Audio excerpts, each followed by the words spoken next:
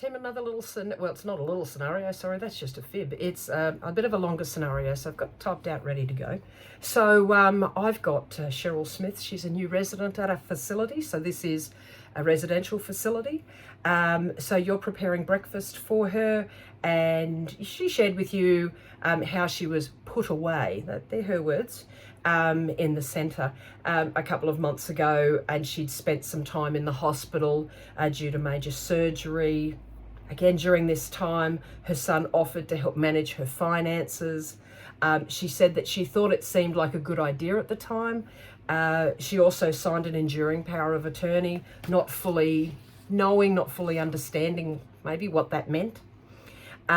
When she went home about 2 months later, she checked her bank statements and found that, a balance had dropped by $25,000. Another month later, she found that the house was being sold, her home. I know she's in a residential facility, but this is her home. And so the option of leaving the facility no longer existed. So when we look at all of those things, how, as a caregiver, do you respond to that? So, of course, we've got to include reporting in here. To the best of what our client has told us, she hasn't understood something. Money's gone missing that she didn't know was going to happen. A property's getting sold when she is saying to you she didn't know that was going to happen. She doesn't want that to happen.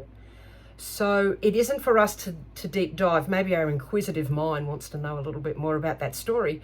But what I'm saying is, at the simplest point, I heard it. I need to report it, whether that's typing, handwriting, picking up the phone and engaging my supervisor, or literally walking up to my supervisor and saying, can I have a private word regarding a client? Because, we don't know. We do need to take it on board that it's been said to us. We absolutely do not give any advice. That is not the role we're there for. We might be studying law at university, but we're there as a caregiver, and therefore this is the sort of thing that we're being non-judgmental about, except reporting it up the line, because to do anything else is outside our scope.